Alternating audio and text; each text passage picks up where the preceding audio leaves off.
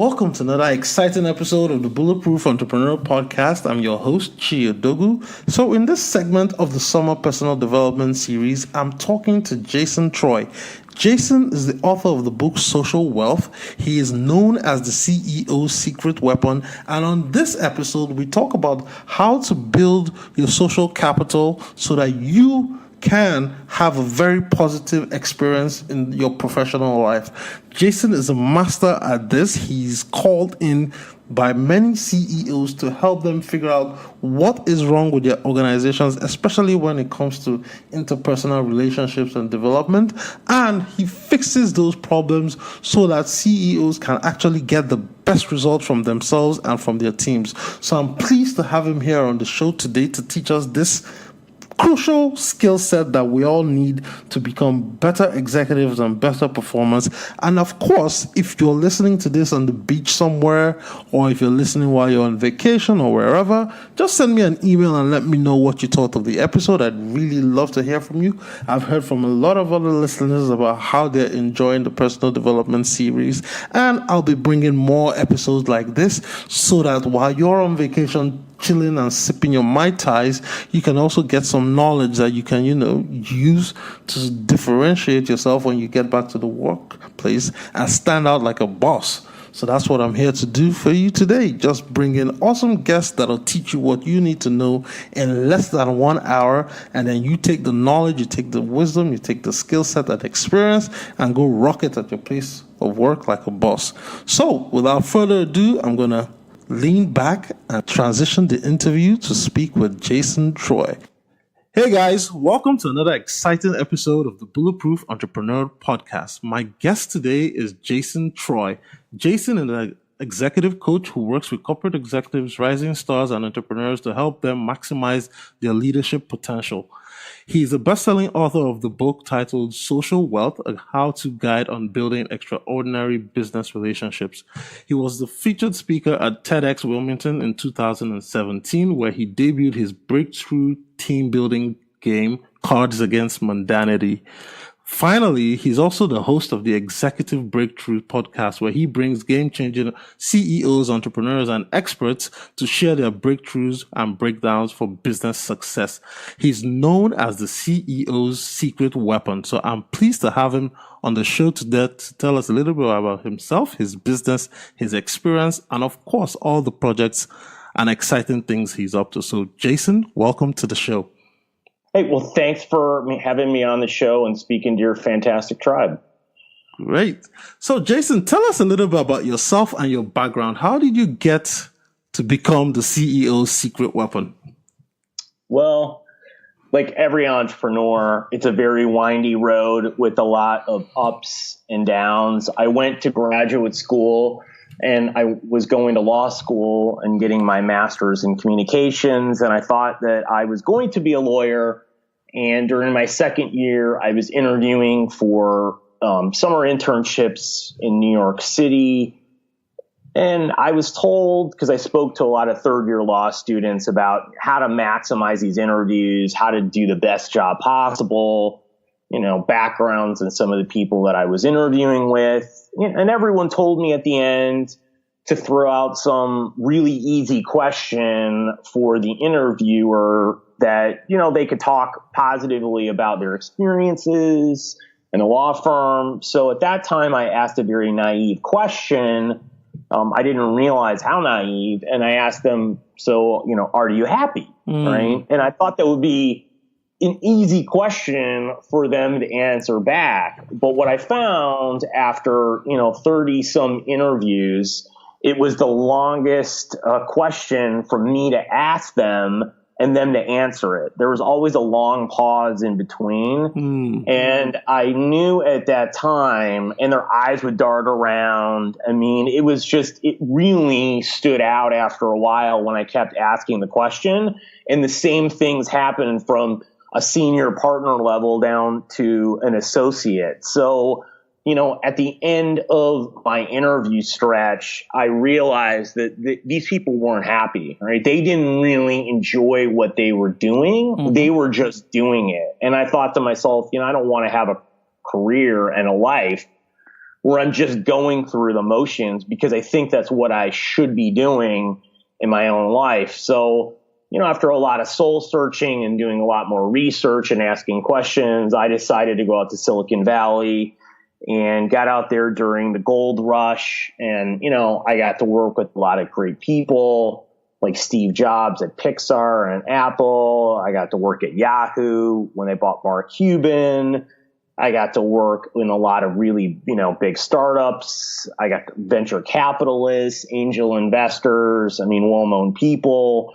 And so it was a great opportunity to really be, in a place that was happening, and learn from some great people firsthand and watch these businesses grow over time. And so, at some point I was there for 7 or 8 years. I moved to Dallas and close to my mom. I hadn't really lived close to her since college. And I thought, it'd be really good to be spending some time with her during, her golden years. And she was still out and doing a lot of things. So I moved here and, I didn't know anyone when I moved here at all, but I had restarted things so many times that I thought, okay, I'll just go it all over again. And I was working in technology again.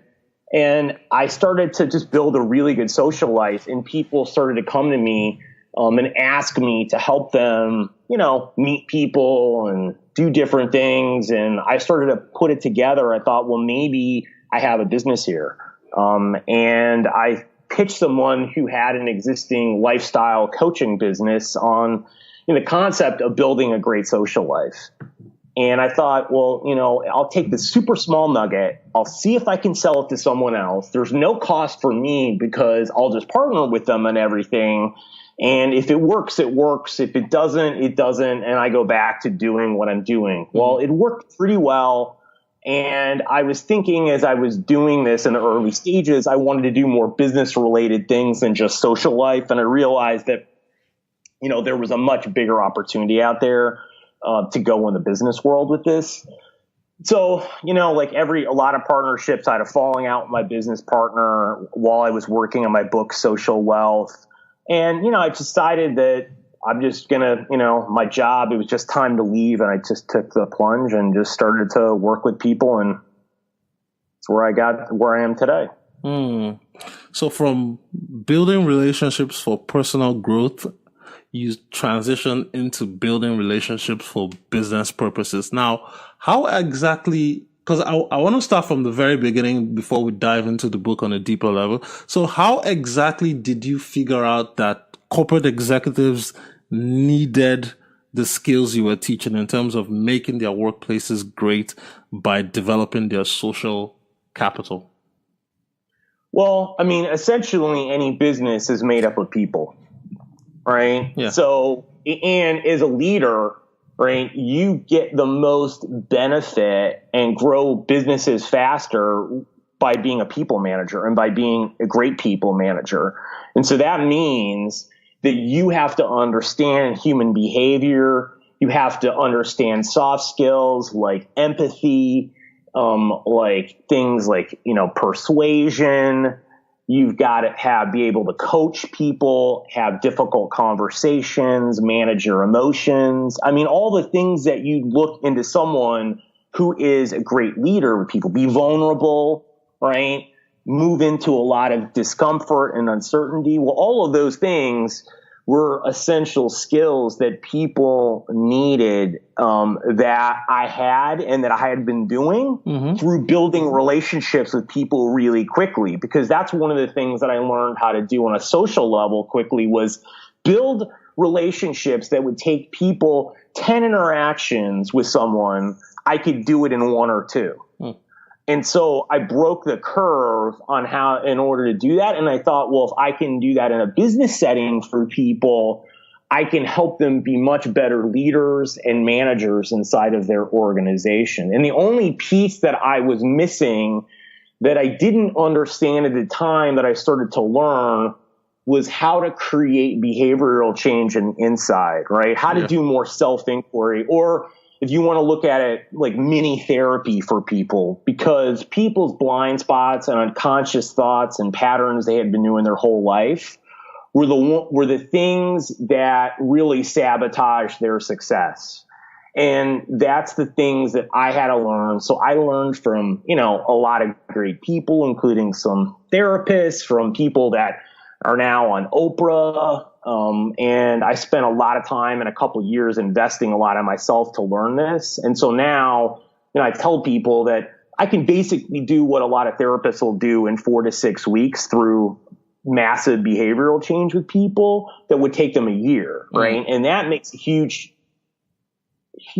amount of impact on their relationships, because now the things that have happened in your life don't affect your external relationships, right? And an easy example of how this comes, so your self-awareness in building relationships is absolutely essential, right? Your self-awareness is never greater than your social awareness. So if you don't have really good self-awareness, you won't be able to build relationships, or you'll really struggle because you don't know yourself. And then you can't really know other people, right? An easy example, I was working with the CEO a few months ago, and one of his issues, or his main issue, was he didn't think his leadership team was performing as well as they could be.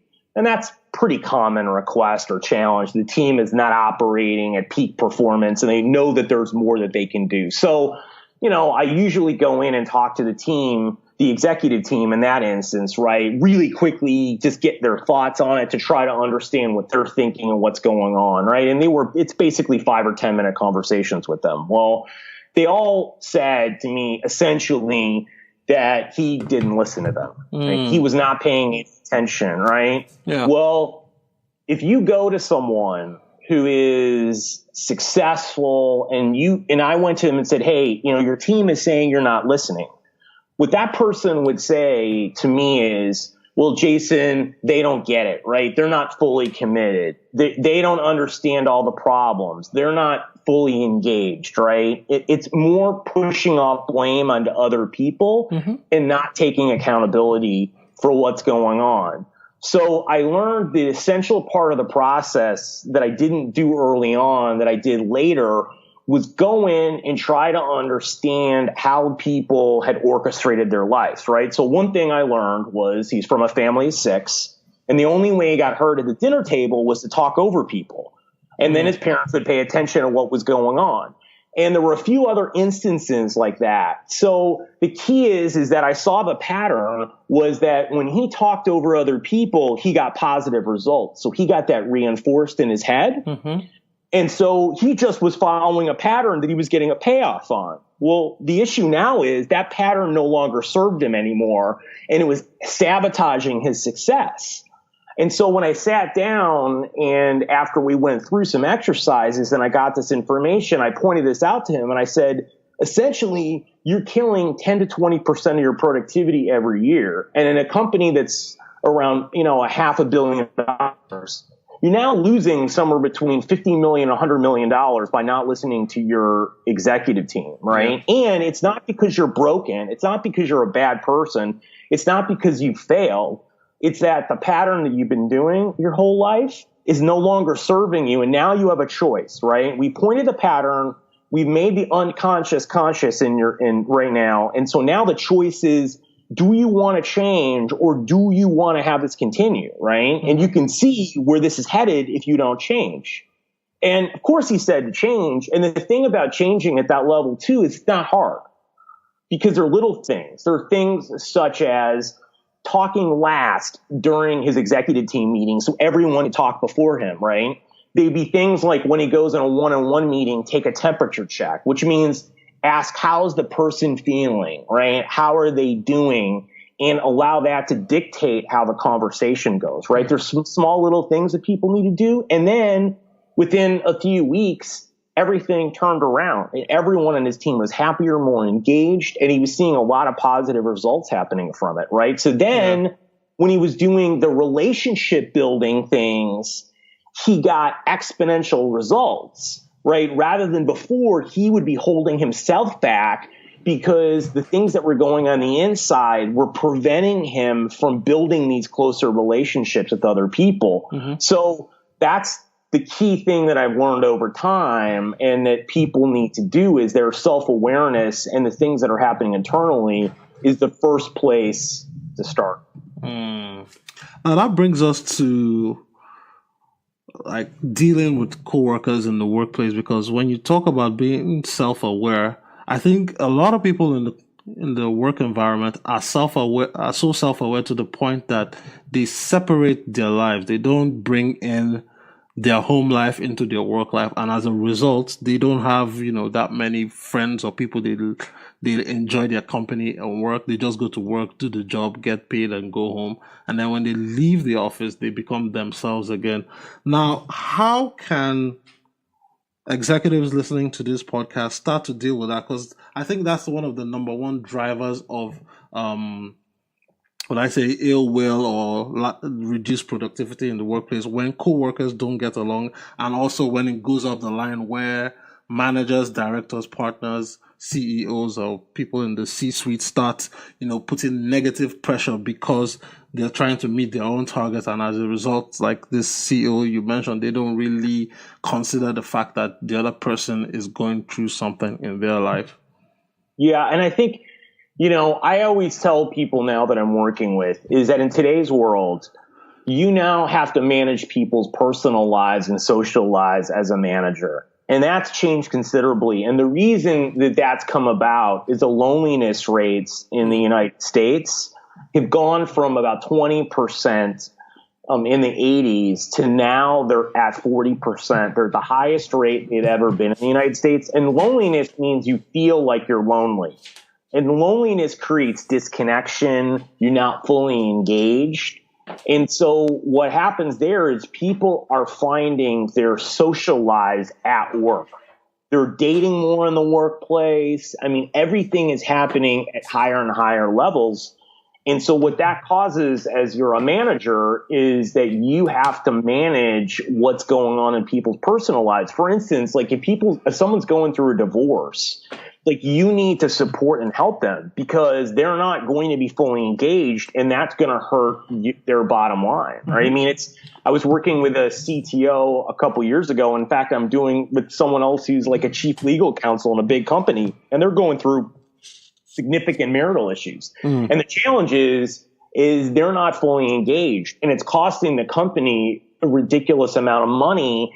And they can't go to anyone. They're not getting a lot of support, right? Well, if you get support, especially among your coworkers, right? And that is a lot of rank and file people that are below, especially, if you're not the CEO, everyone else has a peer in the company that they can talk to, right? But people aren't, and they're not really sharing and getting support. So one of the things that I found doing research and how to build higher performing teams in people who go to work and feel more fulfilled, they're finding their purpose, they're a lot more successful, is when they can like the people that they work with, right? And liking someone you work with is not the same as being friends with someone. It means you respect them.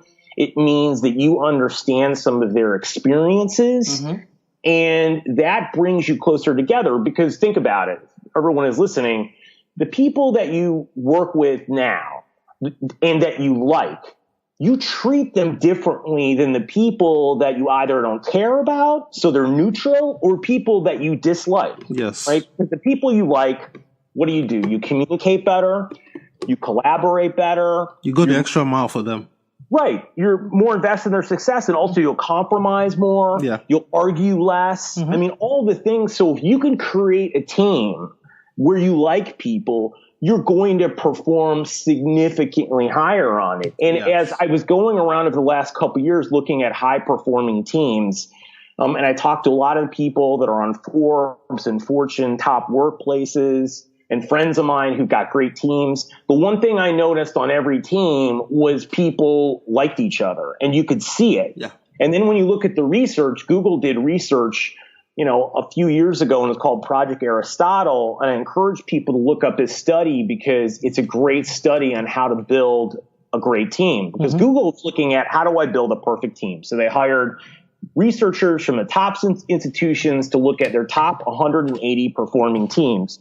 And they interviewed hundreds of people, and they looked at 250 different characteristics and factors and deep data on all of these teams to try to figure out what were the qualities and characteristics that could create a great team, so they could basically model it, hire it, train people, so they could up-level the organization as a whole, right? So they looked through all this data and they could not find anything, right? So people who were smart, went to great schools, were super high performers, you put them all in a team together and they didn't necessarily perform very well together.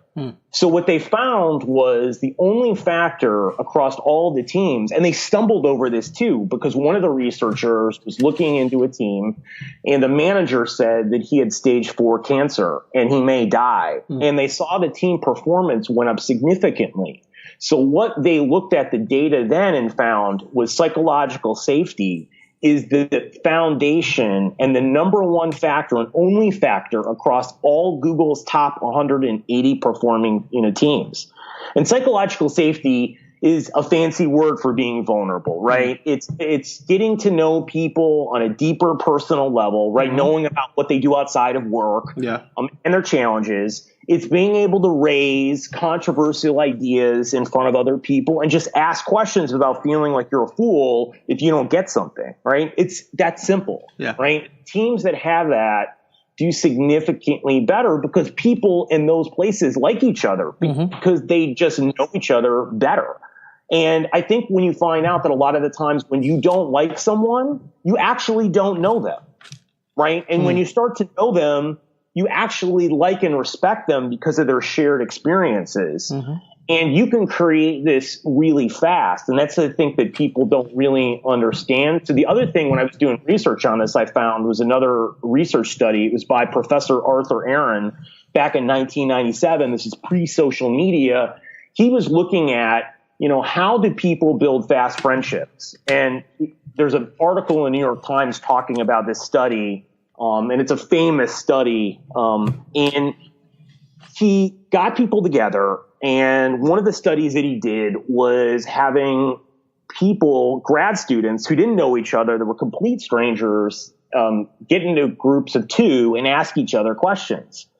And over the course of 45 minutes, and that's it, 45 minutes asking questions, at the end of it, they measured how effective were the questions, what happened in the interactions, and 30% of the people who did this said the relationship they just created with the complete stranger, they felt closer to that person than the closest person in their life.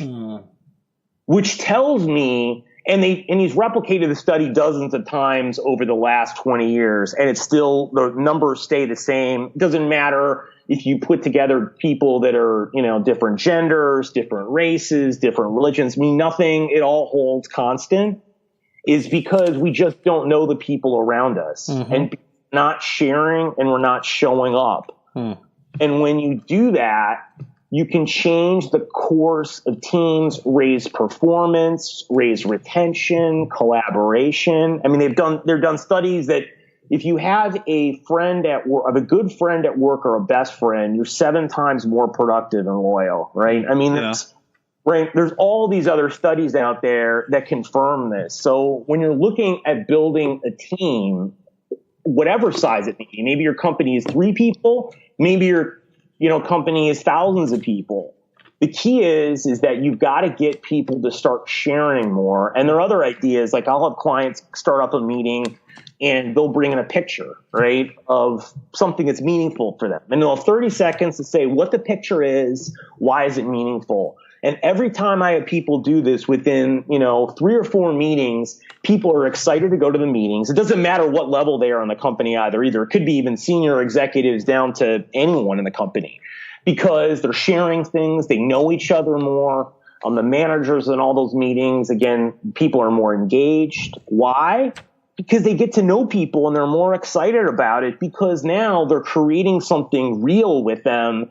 And they're more invested in their success, everyone in the room, right? So when you start doing more things like that, you start to see immediate results in an organization to move all of your metrics in a positive way very quickly. You mentioned a lot there, but I think I'm going to pick one thing, which is when you mentioned being vulnerable with your colleagues at work. I've seen a situation where, we're in a meeting, after work, we're having food and drinks and everybody's sharing and, just trying to do the team building thing and bond. And then somebody shares a personal story, just because they're in the group and they said a personal story that, they felt, okay, I can trust these people, they're my coworkers and they're in my team. And then it ends up being fuel for gossip. So that person now gets to hear the story he told to his teammates from another person in the company saying, oh man, that sucks, dude. What happened to you? So that fear is there that, if you're vulnerable with people, it's going to become fuel for gossip around the workplace because more people that are outside that small group are going to know your business and they're going to use it negatively against you. So how can we mitigate that? Well, one, I think you've got to know the environment when you're sharing it in as one, right? And what material are you sharing with people? So one of the things that I encourage people in settings do, like with the game Cards Against Mundanity or in any situation, is you need to have the leader of the group start. Because when the leader of the group starts to share, right, it says to everyone else, it's safe to share because I'm doing it. And then people respect boundaries a lot more. They respect the group because the leader is showing you the way. Okay. I think that's kind of, when someone from the group starts it, it can create the same thing, but it's not as powerful. And it's not as fast. And so in these instances, that's the key, right? And I think it's important leadership quality to have in someone they need to show their vulnerability with people in an organization to begin with, right? Because that's showing people courage. I mean, it's standing in front of people and telling them that you don't have all the answers, right? That you may have made a mistake and here's what you're doing about it and you're taking accountability for it. So I think you'll find, but a lot of the instances where people have things where they become gossip means they overshared. Okay. They shared something that probably was not appropriate, may have been negative, right? And also it didn't start from the right place, meaning you need to do it after the leader shares, or maybe you share that in a very small group of people with people that are your really close friends, not with people that you don't know very well. That's a very good point. So let's talk a little bit about, you've already talked about, topic of leadership, sharing, being vulnerable, but let's get more deep into the subject of, creating those conversations, especially having to do with leading and bringing out peak performance from your subordinates. I asked this question because everything always starts from the top. So I read your 12 Power Principles chapter in your book, and I want you to share a little bit about that and how managers and leaders in companies can apply that to create a better, stronger team. Yeah, I think part of it, a lot of for leaders that they need to do is practice a lot of empathy and listen. Because I think one of the challenges is when you don't know where someone's coming from and when they say things, then you're not really engaged. Because too many people, when someone else is telling them a story or sitting down and sharing, they're thinking about what they're going to say. Yeah. Or they're thinking about what argument that they have in their head that they're planning out. They're not really 100% listening. They're not asking themselves, well, how is that person feeling? Why are they feeling what they're feeling? Why are they thinking that? What emotions are coming up? Because then you can better understand why that they chose the course of action and behaviors that they're exhibiting right now. And you have a much higher chance of convincing them of what to do next, right? It's what really great salespeople do. They're not sitting there going to a meeting with some sort of static plan.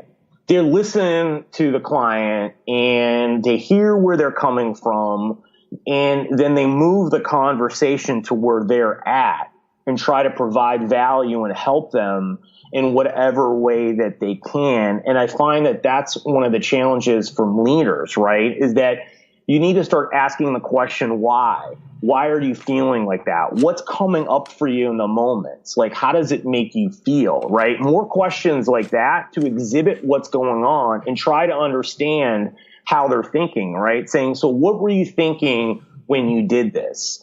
Because then when you seek to understand versus judge, you then can get to a much better place and help that person and show them how to get back to the path that you may want to get to, or a joint path to move forward together. And I think as leaders, that's what most of them don't do very well, right? Mm-hmm. And they let their ego get in the way because they think that they're right. And I always tell my clients all the time, do you want to be right or do you want to be happy? And you have to make a choice, because you rarely will be both. Yes. And if your need to be right is so great, what will happen is you will be successful because you'll work hard and you'll work long, but at some point you're at the ceiling and you'll alienate everyone around you and your results will plummet and people will leave. Mm. So you have to change course and do something different. And I think that's how great managers coach people too and lead them, is through more of that kind of discourse in leading them forward, rather than putting down an agenda and putting down their fist and saying, you will do it my way. And plus, we all have blind spots, yes, right? The average person has 6,000 to 7,000 thoughts running through their head, and you're only aware of 60 to 70. And I think you need to understand that. And no matter what you do, you will have challenges in your current plan or vision, and you need to vet those out. And the only way you do that is through sharing them with other people and getting feedback and then iterating on them, right? Yeah. So, and you aren't going to get people to invest in you and share and be creative, right?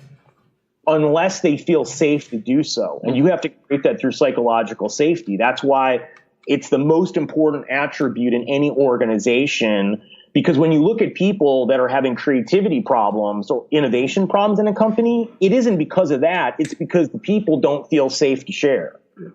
And so then they're not coming up with you with the ideas, and they're not sharing, right? Because my clients have people coming up to them all the time and telling them things that are wrong in the company and things they could be doing better, right? Now, some of them may work and some of them may not, right? And you got to prioritize, but they're getting the information because people feel safe to share with them, and there's no reprisal. What happens in most organizations is the opposite, that people don't feel like they can come up and do those types of things, right? And if you're a manager in a company at whatever level, the key thing that's going to help you be more successful is creating team success, because 5 people are smarter than you, right? Mm-hmm. And 5 people working can work a lot more than you can. So if you motivate people and inspire them and care about them, which is really the key, is caring, right?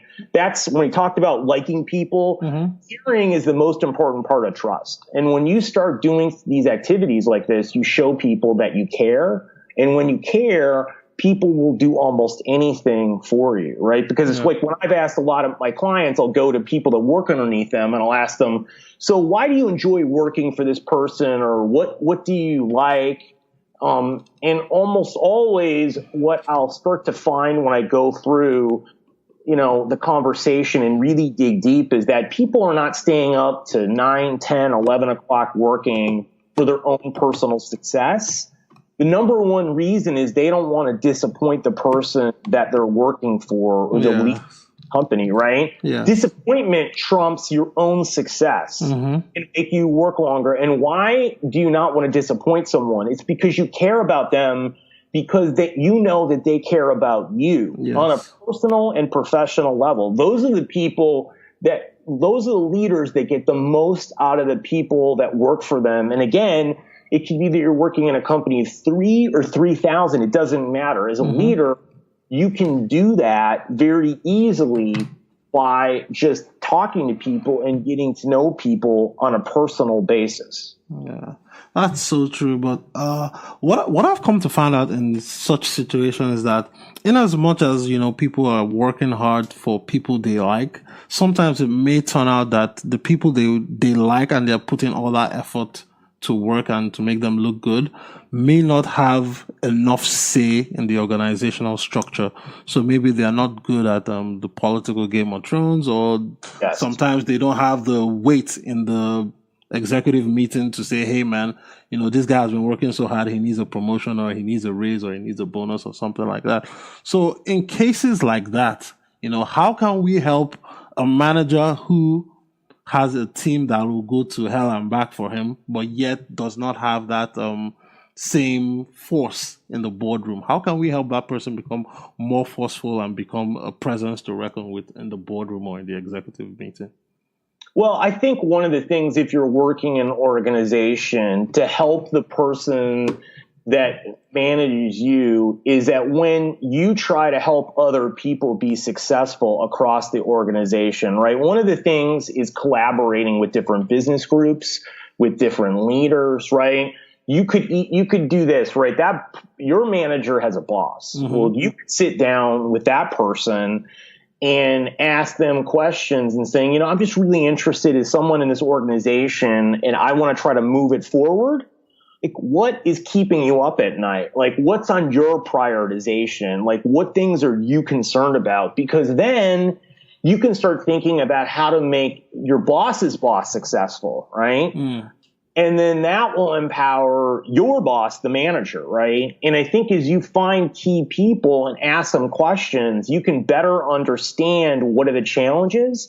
And when most people can do that, right? Because when I go in, one of the things that's helpful when I'm working with multiple people is I can see the problems across the organization. I can see the gaps. Mm-hmm. I can see issues and challenges. And then you can come up with creative ideas and suggestions to help people, right? A lot of it is just you don't know the information, so you don't know what to do. Yeah. But when you can start taking in consideration, like finding out the boss is worried about, the sales team not collaborating with the operations team as much, then you can come up with ideas to try to get them to work better together, right? And then it's a win for everyone. So I think you have to find the challenges and then find creative solutions. And you do that by meeting with a variety of people over the course of time. And the entire team as well. And then you can find problems, right, that no one's working on. You solve them, and then everyone looks really good because you're proactively getting out there and making changes that no one told you to do, but it shows that you care about the organization and the people in it because you're doing it on your own, right? I kind of I call it with people like filling the space, right? Yeah. You fill the space, and then you're doing it, right? So in a situation where sales is not communicating with operations right now, you basically are, the person that puts both of them together, right? So you're unofficially, the conduit or whatever you want to call it. Yeah. And then you can make that happen, right? And come up with creative ideas and get together and try some stuff out and see what happens, right? And then, if you can solve that problem and make it better, now you created a significant win, not only for your manager, but for yourself and your team. And that makes everyone look good. So it's just, you've got to get much more creative and innovative out there. And it comes down to building relationships with people, asking questions, and then caring about what goes on around you. And then these things can get significantly better, right? And it's really not that much more time, right? Because you're not going to get any more than 15, 20, 30 minutes with your boss's boss anyway. So it's not like it's going to take, that much more time out of your day. Yeah. And no one has time, right? Everyone complains, but you have to make the time if you want to be successful. So I find these are what people do to be much more successful and to change the course of their career and the people around them. And then you create lifelong friends with people too. Yeah. Well, that's a very great spot to leave this interview, because I think after breaking it down like this, if you're not able to succeed with the information Jason has given us, maybe you need to get him personally to come help you out in your company. So Jason, before I let you go, we've really had a blast on the show, but I know you're busy and I want to be respectful of time. Tell us a little bit more about where people can find you, get the book, and of course, reach out to you if they want to learn more about you and what you do to help companies get great. Yep. So you can go to my website, and it's jasontreu.com. The last name is treu.com. So it's jasontreu.com. It's pronounced Troy, but spelled Treu. You can get my free team building game, Cards Against Mundanity, there as well. Oh, talk a little bit about the game. We didn't talk about that. Yeah, so I created this game, and I've now done it in hundreds of companies. I'm actually just talking to 2 people at Amazon who run pretty large businesses inside that are using it and love it. Nice. So what it is that you sit in a circle of people. It's like Cards Against Humanity, except they're questions for the workplace and to get to know people on more of an intimate level. Mm-hmm. And, you just ask questions like, if you had one superpower, what would it be and why? And then there are more questions that are much more sort of intimate, like if you had 1 year of your life to do over, which one would it be and why? And when you start sharing in a group of people, what you find is that you get to know the people in the group significantly better. Mm-hmm. Because you'll learn about not only the shared experiences, but shared emotional experiences. And that is something really powerful because it bonds teams really quickly.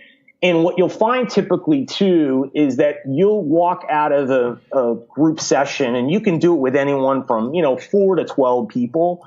You'll walk out of there and you'll find someone who you now want to get to know on a much deeper level. Every time I talk to people who run the groups, every person has found 1 or 2 people, which that will make a significant difference in your productivity, engagement, and everything else. And then, at the end of the game, people go around in the circle and really quickly say 3 things that they've learned about different people. And then that publicly declaring that also makes it that other people know you're engaged and listening, and it makes a significant impact. And you can do this in, 45 minutes or less with people. And I find it can be really powerful. And I created this thing. I did it on my TEDx speech. And so you can just download it at cardsagainstmundanity.com, or you just go to my website and get it. And then the last thing is my book, Social Wealth. It sold like 50,000 copies so far. You can get it on Amazon. And it's a blueprint on how to build great business relationships and personal ones as well. It's a how-to guide. It's 125 pages. I took out all the fluff and just wanted to get down to the, exact steps, the things to do, what to say, where to go, because people want to know specifics. And the book is loaded with specifics. Yeah, it does give you some high-level things, but most of it is just telling you other information that I think will be really helpful as you go through this to build the relationships and, create a life that you love. Great. And I'll link to everything you've talked about in the show notes once the episode is published. So, Jason, thanks a lot for coming on the show to share your words of wisdom, your story, and, of course, your knowledge about how to build more effective, better teams in the workplace that'll generate lasting success for businesses and business owners. Thanks for having me on.